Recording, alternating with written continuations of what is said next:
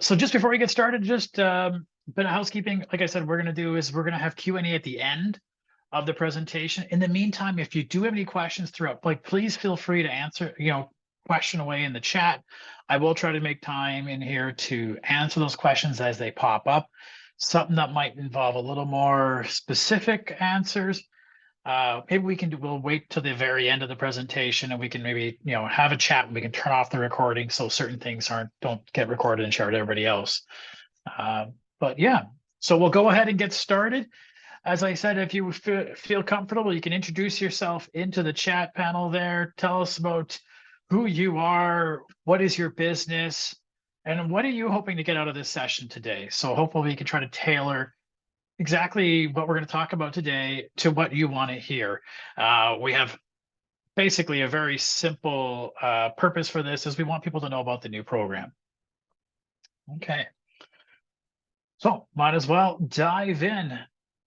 Welcome, everybody. My name is Ryan Moore, and I'm a business support officer here at NADF, and I bring with me almost 10 years worth of experience in economic development, working with small businesses. And I have to say, in the past few years, there's been a huge push by different government agencies to make sure that the small businesses here in Canada have that digital literacy component to that. And it's just super important that small businesses can have the opportunity to compete with the big boys out there. And using these digital media strategies allows small businesses to play in those same fields. And so our program today will talk about how you can capitalize on those opportunities. Now, so we're unlocking opportunities. So e-commerce and digital marketing. So first off, a little bit of introduction of who NADF is today. We're going to go through what are some of the services that we provide here, how we can help you in your business. Then I'm going to get a little bit into the importance of being online, but I'm not going to dive too much into all the minutiae of what your options are to be online. That's a whole other presentation to get into, and there's whole courses on that kind of stuff. But we're just going to talk a little bit about the importance, and then I want to spend a good amount of time on the e-commerce grant itself. What is it? How much is it? What can you use it for? And I'm actually going to talk a little bit about some of the success stories we've seen from a couple of clients who've gone through the program, what they've been able to do with it. So feel free to raise your hand, put a question down.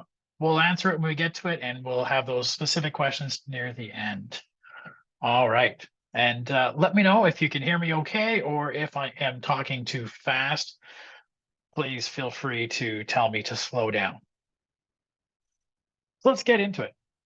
So first off, let's give you an introduction of who NADF is, the Anishinaabe Development Fund.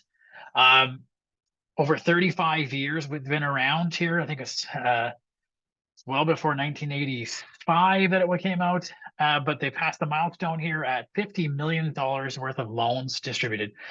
The vision here at NADF is we want to look at Aboriginal prosperity, and we do that by our mission to advance the well-being of Aboriginal people here in Northern Ontario through business and economic development. And we do that through a variety of different services. But just to give you that quick rundown, so the business itself, NADF has been here since 1984. We're a not-for-profit, or what's called an AFI, or an Aboriginal Financial Institution. So, and there are several dozen of them across Canada. So depending on where you are, there may be an AFI for your area. So if you're here in Northern Ontario, NADF is the individuals who will work with you. They're just to our east and a bit south, there is groups like Wabatech, and then different provinces and different areas will have different AFIs as well.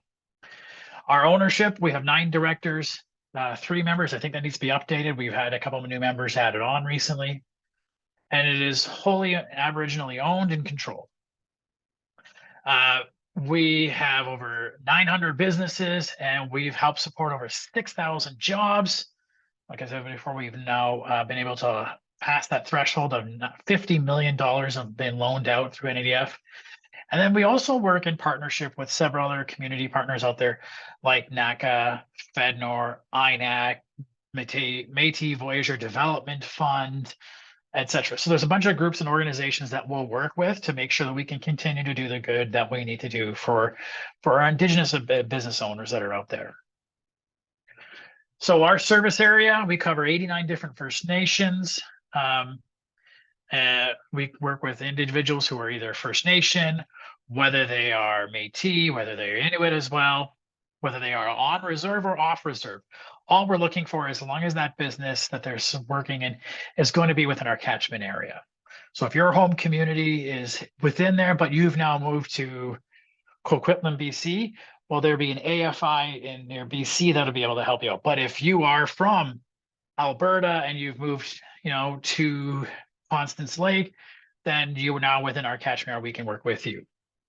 All right. So in those areas, we have Treaty 9, portions of Treaty 3, Treaty 5, and of course the Robin Superior. Yeah. So we do a lot of that work. A lot of our staff do traveling to these remote communities a fair bit to go and provide our services in person, those options. Sometimes we do it by webinar, but there are times we get a chance to actually be in person in those communities. And if you are in one of those communities and you'd like us to visit, please let us know. For me, it's kind of hard to keep track of where we all are across here. So I'm a bit of a visual learner. Geography was never my strongest experience. So I've been able to try to take my map and pinpoint where all the different communities, and this is not all of them, that we work with. And so when somebody asks me, I can find out where they are on the map, and I have a better knowledge. And it's really helpful for me to have this visual knowledge. So the services we offer here at NADF, obviously, we've passed over $50 million in loans. We do loans, and that's primarily where a lot of the support we offer for our business owners is to provide the capital, access to that capital so that they can grow their business, start their business, so they can see that vision of success. And we have loans that range anywhere from $2,500 all the way up to $250,000 in loans. And depending on the size of the project, we could even go higher depending. But we also offer grants with some of those loan programs. We offer workshops. We can help people understand more to how to be successful in their businesses. And then we also offer what's called CCP, or comprehensive community planning. So not only working with the small businesses, but working with those communities in those areas to make sure that they have the capacity to see that success and grow in the way that's best for them. So those are some of the major services. My role here as a business support officer, we tend to be working in this business grant and business loan area, but also doing a lot of these capacity building. So doing workshops and talking about marketing, talking about building business plans, etc. So we do these kinds of opportunities so that people are ready then to apply for these loans, grow their businesses, increase their revenue and sales. So that's some of the services we offer. Now, so I wanted to quickly just talk about, so the main purpose of today is to talk about our grant that we offer. And there's sort of two portions of what we do for the grant, the e-commerce piece, as well as digital marketing. So what is e-commerce? Why is it important? Essentially, the biggest advantage of e-commerce, and we talk about e-commerce, is being able to go to a website and click a button to buy something, and being able to have that item shipped to us or ready for pickup. It makes it a lot easier.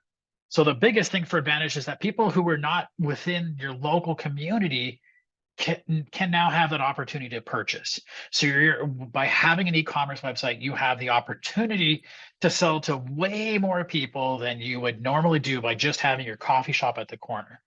By having it online, people can buy from wherever they are.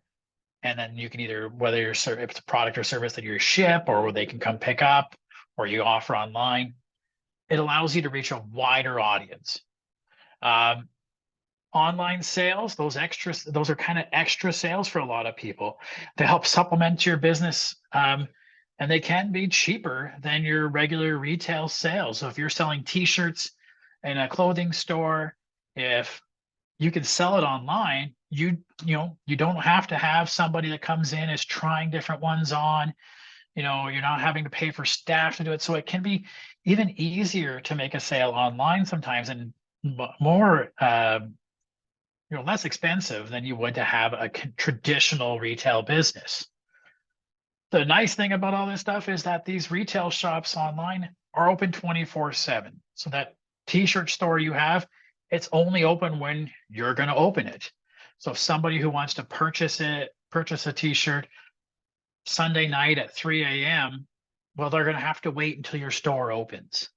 If you choose to purchase that, at a retail store, you have to wait. If you can then look online and go, boop, boop, I can buy that right now and I can pick up tomorrow morning, way easier. So it's more convenient and meets the customers where they're at, and it can enhance their shopping experience. That for me, I'm a big, I love being able to check a website, check to see what they have. Do they have it in stock?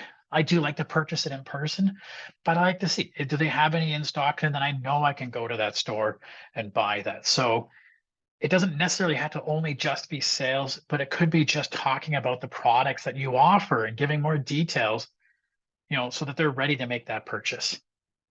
Like I said, it can be more cost effective, definitely, if you're going to only retail online, way cheaper than having to open a physical store, pay lighting and heating and staffing.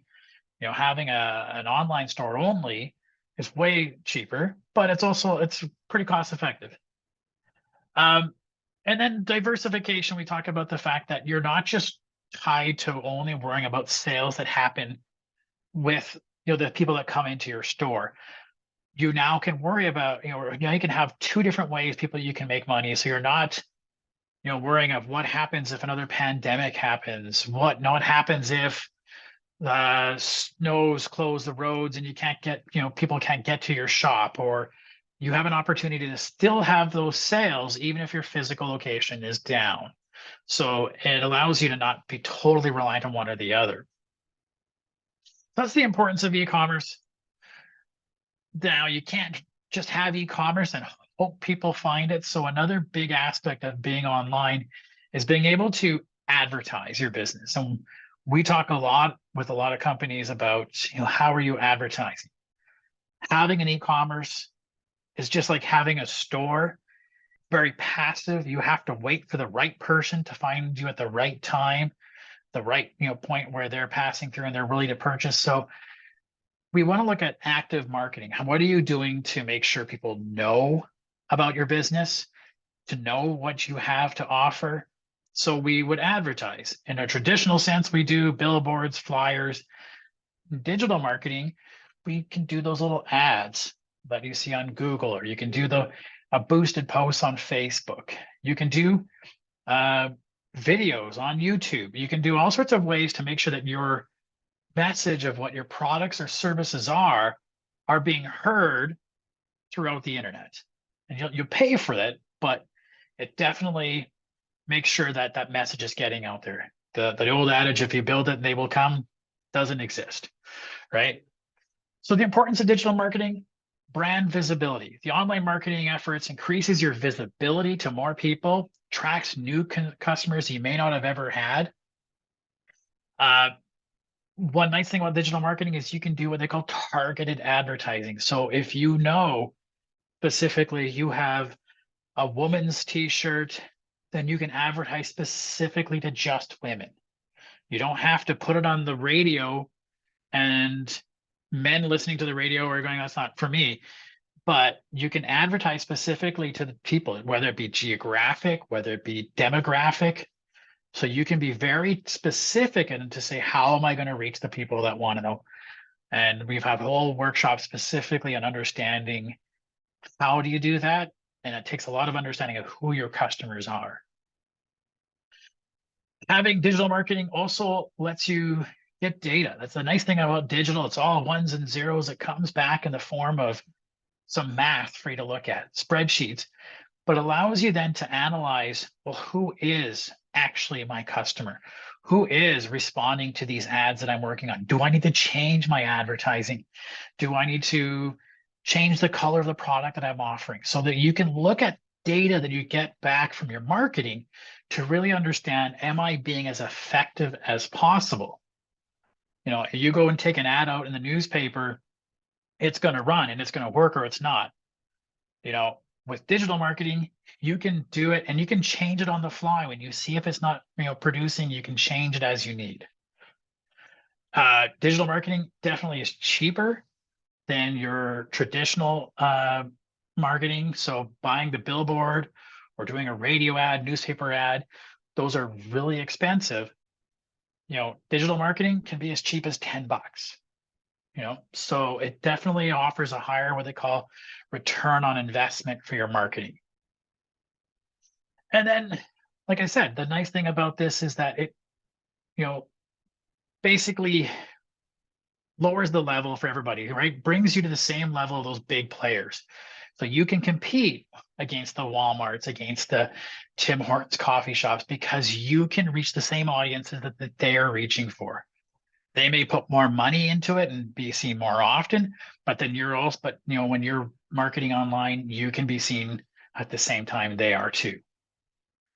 Right. So digital marketing is going to be pretty important. And so those two combined, we understand that that's some businesses, this may not work out specifically for them, but it's advantageous for everybody to have some knowledge of this.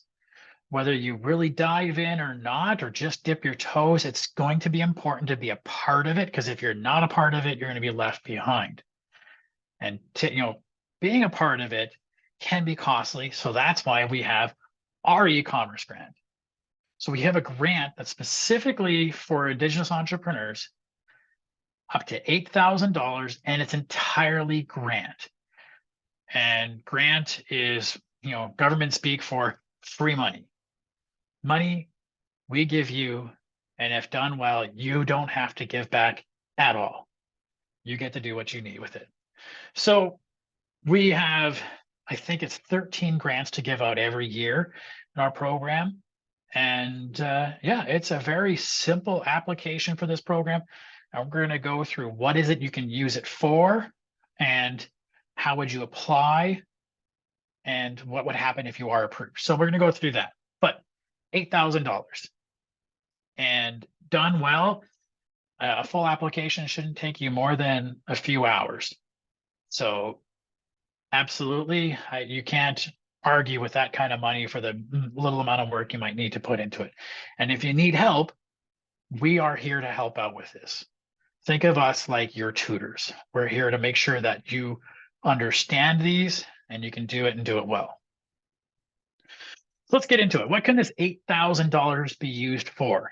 Well, we're talking about e-commerce and digital marketing, so it's got to relate to that. This isn't for your trip to the Bahamas. This isn't for that new truck. This isn't for inventory. It's going to be tied and related to specifically to that e-commerce, that digital pieces.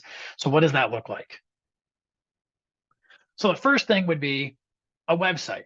The most basic piece of any digital marketing tool in the tool belt you want here is to have a website.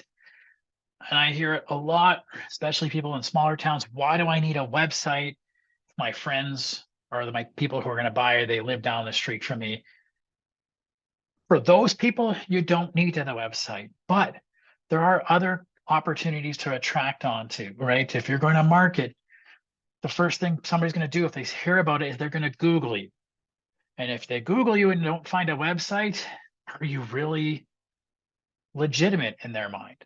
So we say at a bare minimum, everybody needs a website.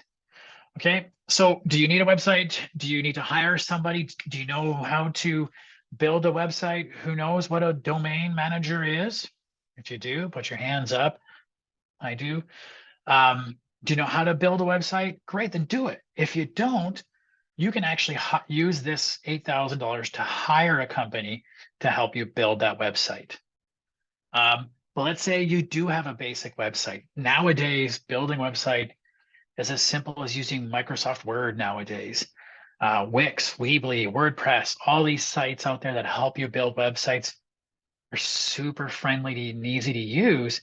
So you built one, but maybe you didn't do it the best way. Maybe you need to pay for this extra feature to unlock something on that version.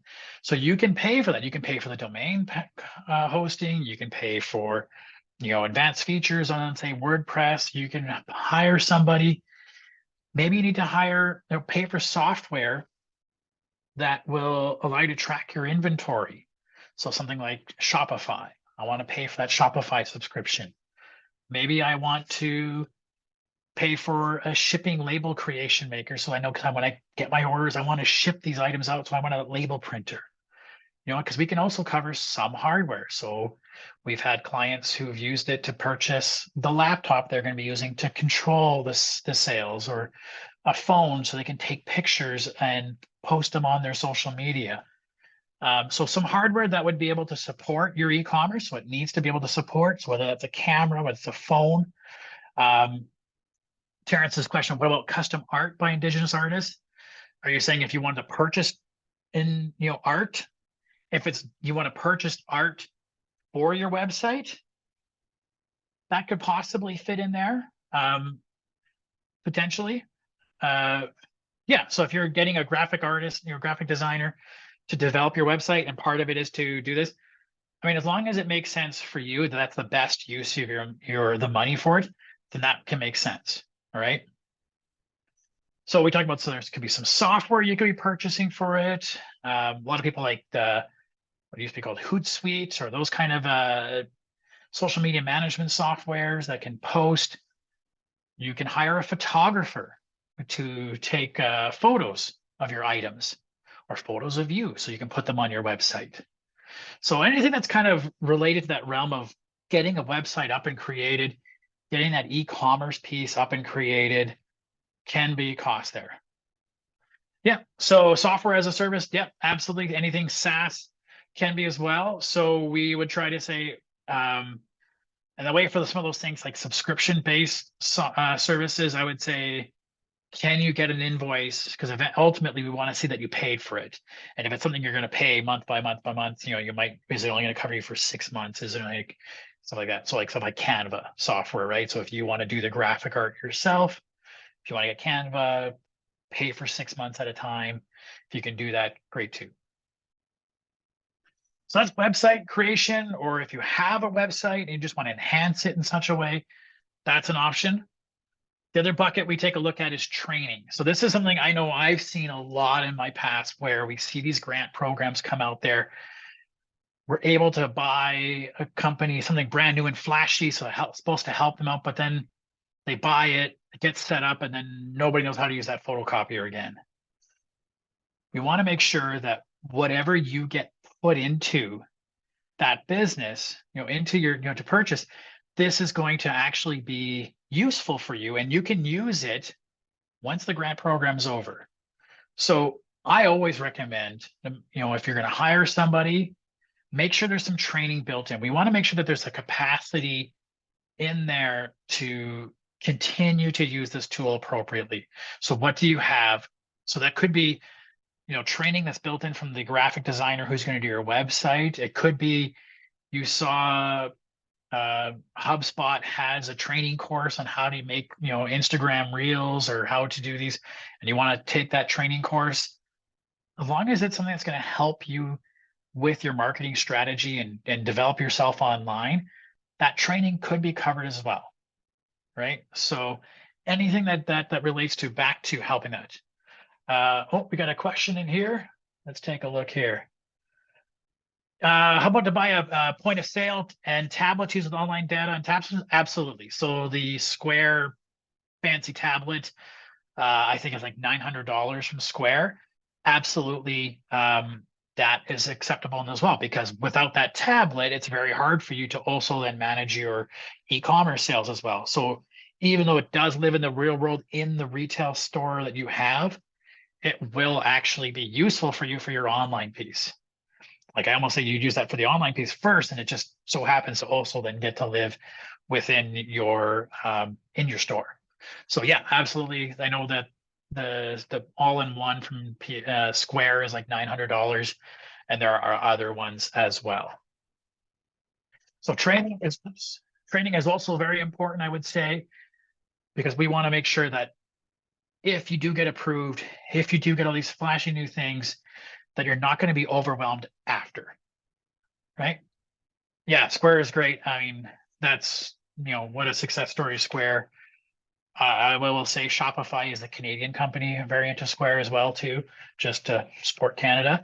But Square it's ubiquitous, it's everywhere, and really super friendly. So I will say, if you are deciding between Square and let's say Shopify or Clover or a bunch of other ones, really take a look at what those percentage fees might be. Remember, that's like a question we can talk about. For non-techie people, Square, I'll put it this way. I just saw the other day my grade 9 art teacher, who's now, well, she's probably my mom's age, so 70-ish, who's also an artist. She uses Square. So if she can figure it out, I think anybody can figure that out. It's a really great little program.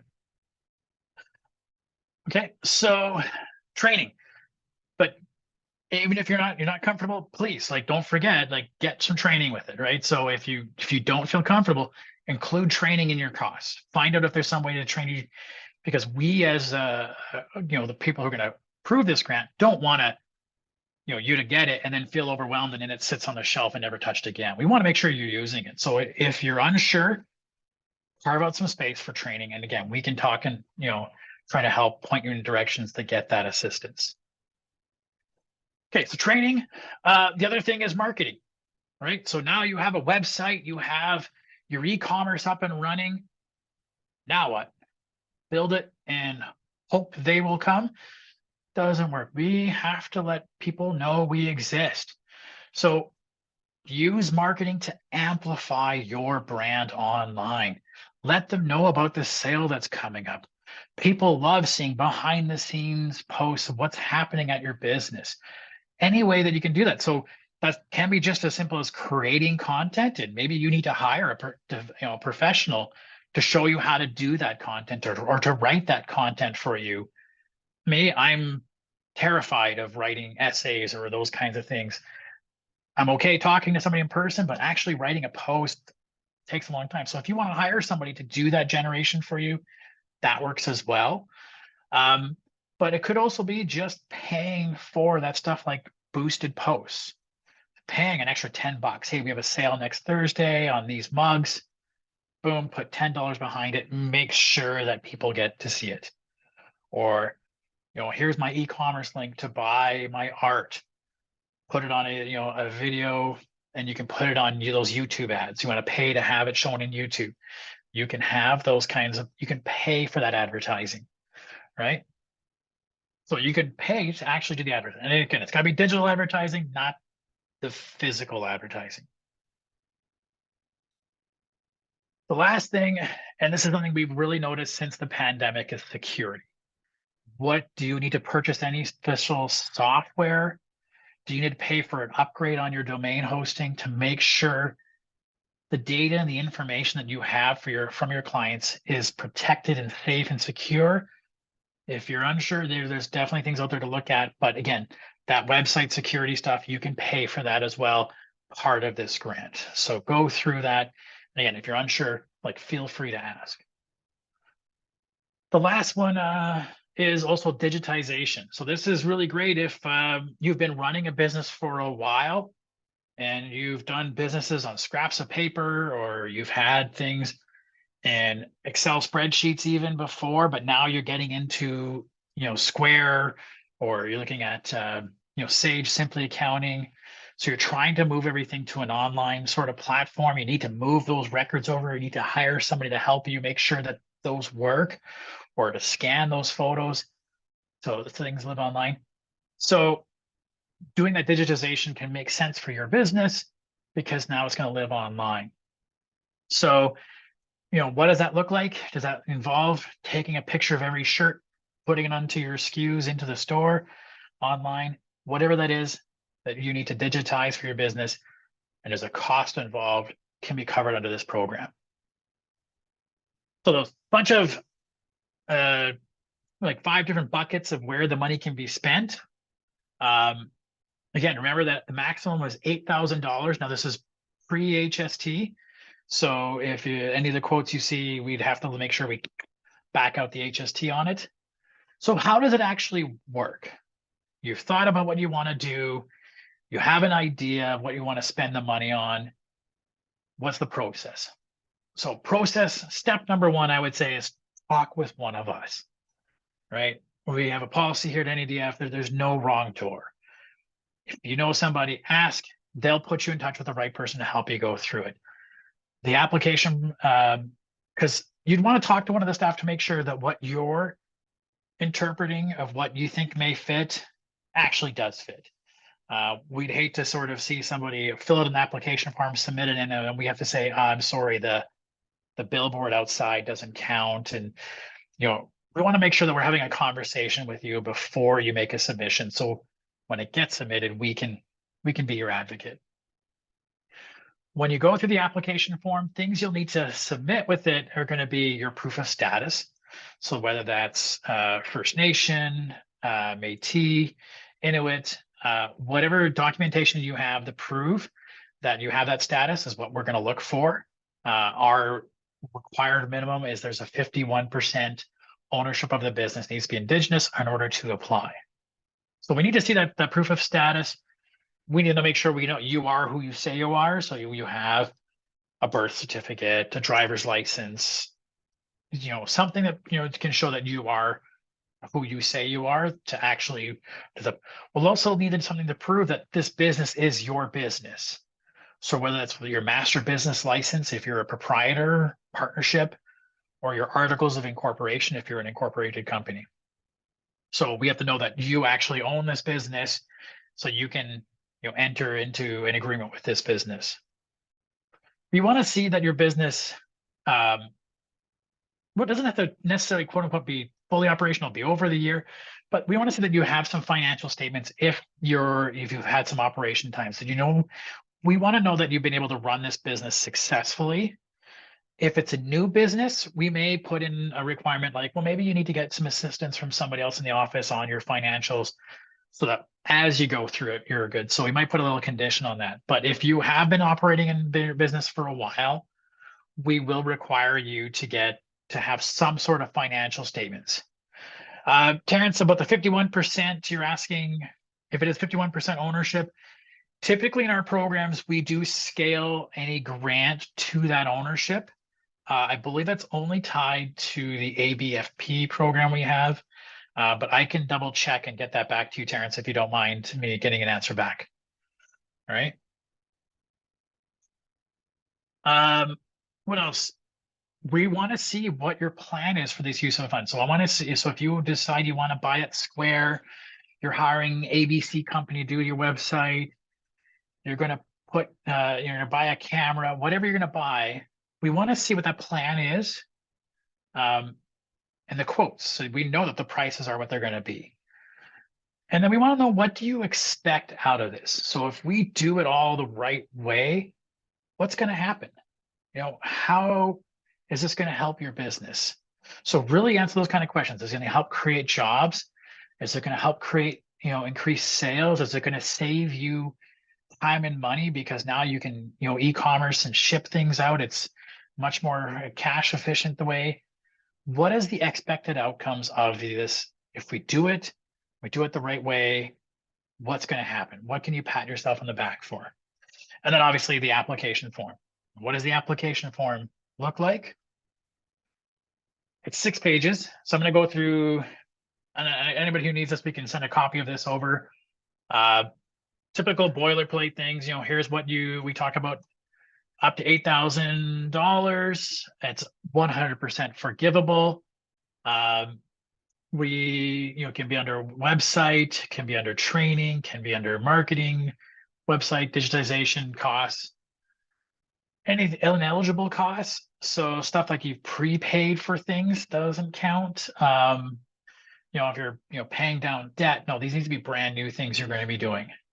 And that's for the process. So then we have this little checklist of send us a copy of your status card or to prove everything. We need some identification, the business structure, the financial interim statements. What do you want to do with it and what's the benefits? Okay. Yeah, definitely, Lisa, we'll definitely get everything sent out to you as well. Don't worry. Okay, so next page.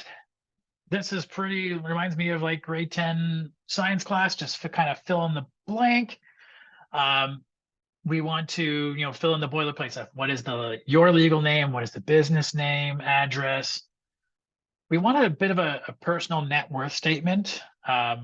We will be doing a bit of that check to make sure that is this bit are you drowning in debt, and therefore if we do actually give you this grant, it can disappear, or will are you okay here? We want to know that what is your background. So you've been able to run this business, or you've run a similar business, or you're now starting your new business, and this is going to help you. How many employees does it have? And this part here about the e-commerce readiness. How ready are you?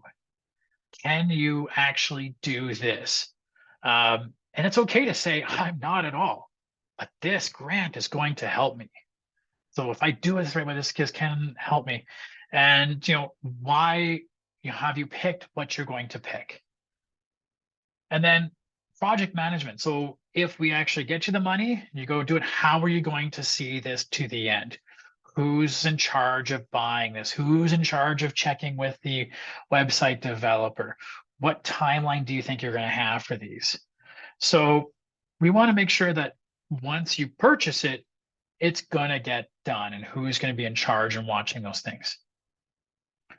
So I'm looking at Terrence's question. Terrence, maybe we'll answer that question once the presentation is over, just in case we don't give away any sort of private information. But I'll talk about that. The last 2 pages of the application here, we're going to talk about the expected benefits. So if we do it all the right way, again, what are we looking for? Is this more jobs, more sales, a more efficient?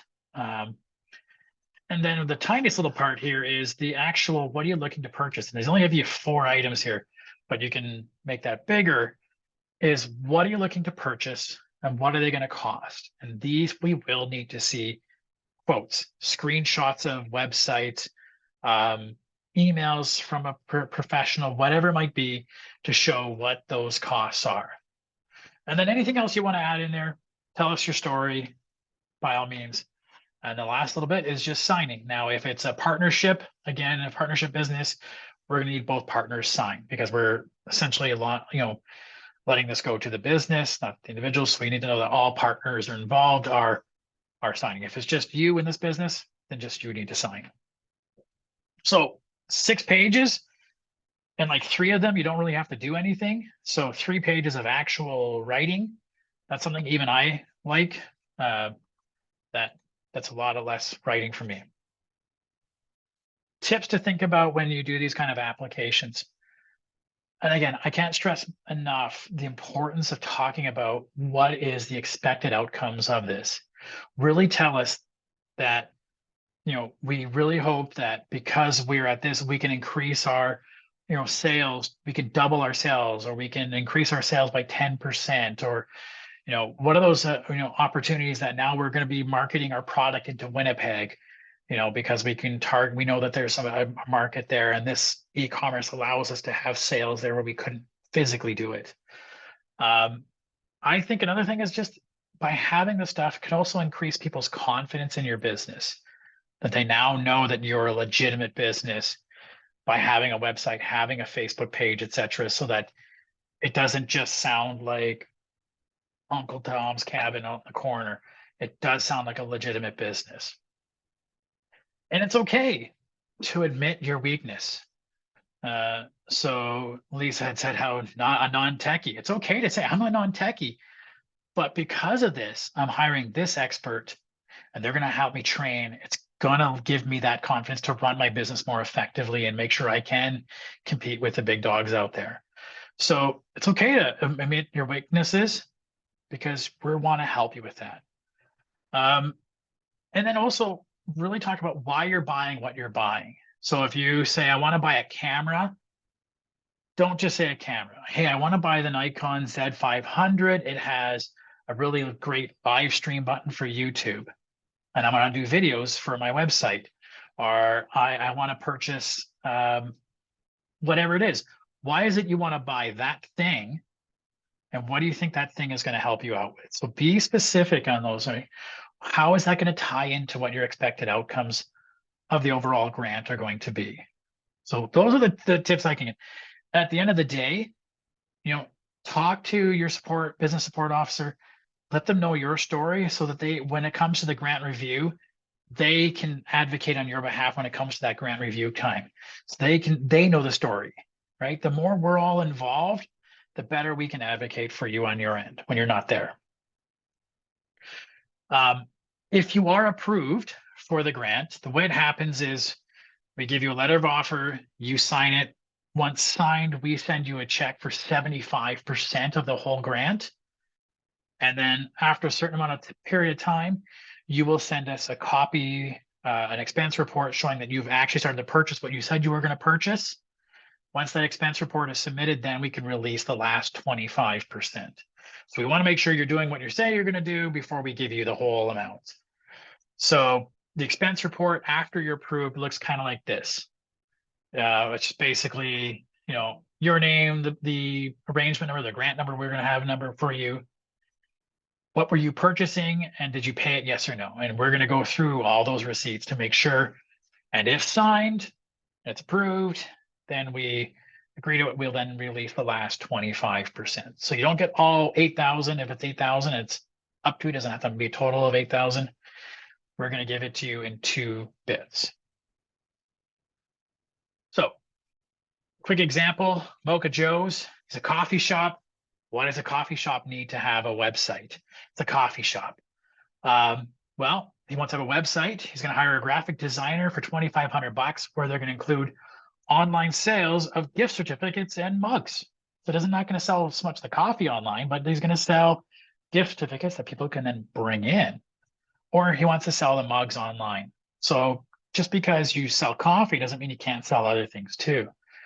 Or you can, some stores, pre-purchase your coffee. So when you go in and be like, hey, here's my purchase, I'll pick it up. So to track these online sales, they're going to need that Square POS machine. So this one, I looked online, the Square POS without the iPad was $250. And then the iPad, who wants to buy an iPad for it as well, is $750. They're going to then hire a designer to help create 5 social media ads that, designer said it's going to be about $800. And then they're going to put some social media behind it. They're going to boost posts for up to $1,000. So that person's going to create 5 of them, and they're going to put $200 behind each of those posts for $1,000. We add that all up. Mocha Joe's is going to spend $5,300. If approved, initially they're going to get $39.75 as a grant. And until we can see that he spent $39.75 and show receipts for that, once they get that last bit, then we can do the holdback, that $13.25. So we want to see those receipts, and then we can do the last little bit. Now, to give you a couple of examples of people who've used this in the past. So this is SKN Medical Aesthetics and Beauty Bar. Amber, basically she used it to purchase some photography, did some social media training, hired somebody to create some content, actually purchased a phone so she can take her photos and do her Instagram reels on that. From my experience, the e-commerce grant process was quick and very straightforward. The funds I received from this grant were a huge benefit to opening my business. So wasn't open before this started. I was able to hire someone to build me a website, which has turned out better than I could have done myself. On top of that, they also made some social media posts on my Instagram and Facebook. And I've been enrolled in a program called Beauty as a Business, which is a course that teaches you all the best social media practices, right? There again, there's that training piece. All right. And I've had many comments on my business website. So there's an example of somebody else who's gone through it. Another one is Aki Boutique. She used it here to purchase her website domain, hired a photographer, had somebody build some content creation, product descriptions, Facebook posts, purchased the Square reader, and then a laptop and some software for that, right? So Charity, who runs that company, she writes, the grant program helped me a lot with obtaining my important components for my business, such as the new laptop, help with my business website and building aspects of photography, SEO or search engine optimization, and POS tools, point of sale. I'm very grateful for this grant, and these are the things that are so vital for an e-commerce business, and they help me grow in an advantageous way. So those are two companies that have gone through the program and received support. You can too. That being said, there are other organizations out there that if you need assistance, that can be out there to help. One of the big ones out there is this program called Digital Main Street. Again, really trying to raise digital literacy of our small business owners. They provide an online training platform that's free for any business owner. But then usually there are local squad like tutors to help people sort of walk through it. So free, but again, you can also, and they have a program like the Digital Transformation Grant. They have programs like Shop Here where they can build you an e-commerce platform for free. So there's other resources. The Canadian Council for Aboriginal Business has partnered with the federal government, something called the Canadian Digital Adoption Program. There's different grants, and there's this one here that you're able to. Due date for these grants, for the Digital Main Street ones, I can't wait to check. For the e-commerce 8000, we have them until March 31st of 2024. And then in March 2024, we'll have another allotment of new grants in the next fiscal year. So you don't have to wait till you're established, but we will want to know that if you do get approved, you're actually going to do those things, right? So again, this comes into that tell the story, right? So there are other programs out there that can assist and partner along with our e-commerce program that can make sure that you get the right support. So feel free to look up for them. So yeah, and that's pretty much it, the presentation. So happy to take off the slideshow, and if there's any questions, if anybody wants to come off on mic and ask a question, happy to discuss.